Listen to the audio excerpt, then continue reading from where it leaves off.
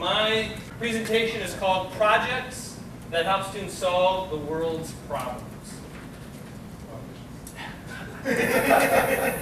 So I went onto a news website the other day and I took a look at what was written, and what I saw was a whole lot of problems. And when you dig into any one of these problems, it just gets more and more complex, more convoluted, more issues at stake.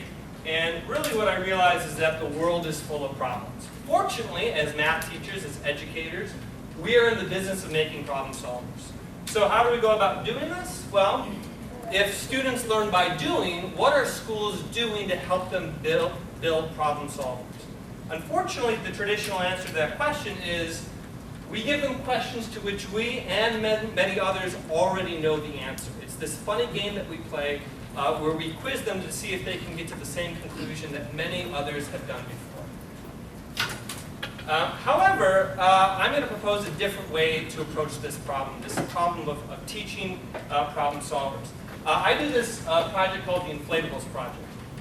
The gist is that students work in groups of 3 to 5 for a week long. They're given a 100-foot roll of plastic, some tape, some scissors, and they're asked to design, create, and evaluate and analyze a giant inflatable structure. And they have to present this to a faculty member and on a website. We do have our own hashtag, some Instagram photos, and at the end of the week, on Friday, we have some amazing results, some really fantastic, ingeniously designed, creative, stunning results. And this is what faculty evaluators see on Friday. But if they were to come on Tuesday, Wednesday, or Thursday, they're going to see a very, very different picture, because the reality is students struggle a great deal on this project. They struggle in a variety of ways. They struggle to define the problem. They struggle to figure out what in the world they're supposed to do. What tools they already know that might help, what tools they might need to learn or even invent to figure out how to solve it. They struggle in communicating, in delegating tasks, in creating a plan and executing the plan, defending their plan. They struggle in a whole variety of ways. So why is this project so difficult? Well, for a few reasons. The first, and that's a big one, I simply don't give them enough time. This is a huge project, but I only give them a week to do it. They often don't know everything they need to know in order to solve this problem. They have to work in a group that doesn't share the same schedules. And the task is big, it's complex, it's non-routine. It requires creativity and an immense amount of problem solving. In other words, this is a key here, students struggle with the same challenges adults struggle with when they try to address these conflicts. It's the same types of things that we're seeing adults struggle with right now in all of these issues. So what do? Well, we teach them. We teach them how to be good problem solvers. So in the Inflatables project, there is a daily progress log where they monitor and record their progress. They set goals. They're forced to talk with each other and keep track of their progress. Group roles are assigned, where each group member is held accountable for a different aspect of the project. So everyone has a role and everyone knows what they're supposed to do. They receive constant feedback from me regarding their progress, their efficiency, what they're doing, what they could be doing better, and they're held accountable. And that's key, because they ultimately have a product that they have to defend in front of a faculty member, and there's an umbrella of accountability for them.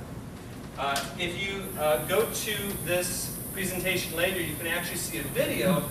This group ended up measuring something wrong or making an incorrect calculation, and they had to completely change their design midway through the week. And I interviewed them, and they put this on their website about what they learned from their experience. And I asked them directly, so what did you learn? How are you going to do this differently? And they're very articulate in identifying what the problem was and how they're going to recover from it. I also have an example of a final product that you can take a look at. So the idea is that problems that are complex, non-routine, important, require creativity, have real stakes, do a few things to the classroom. They really change the dynamic. Specifically, the class is a resource for itself, rather than just the teacher being the resource. And that's partly because the teacher really doesn't know the answer. If the students are designing the project themselves, the teacher's no longer the expert, compared to a problem that I've designed and I'm giving it to the students. And oftentimes, I don't even know the question that they have. Through the process of problem solving, designing, they develop their own questions that I've never heard of, which allows the class to see me actually struggle with the questions that they arrive to. So we become co-collaborators in the problem-solving process rather than me just as a mentor or as a leader. It also changes the ownership in the room. A lot of students say, what should I do next? Well, oftentimes, I don't know what they should do next. So instead, I say, well, what do you intend to do? Mr. Herrmann, we ran out of plastic. Mr. Herrmann, we made a bad calculation. Mr. Herrmann, we don't know what to do. And I often reply, well, what do you intend to do? Okay, you made a bad calculation. What do you intend to do?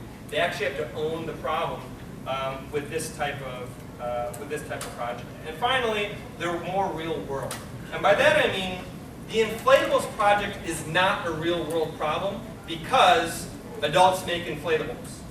They're probably never going to do this again. So in that sense, it's not a real world problem. But it is a real world problem because the type of work that they have to do to complete this project mirrors the type of work that they have to do to solve problems in the real world.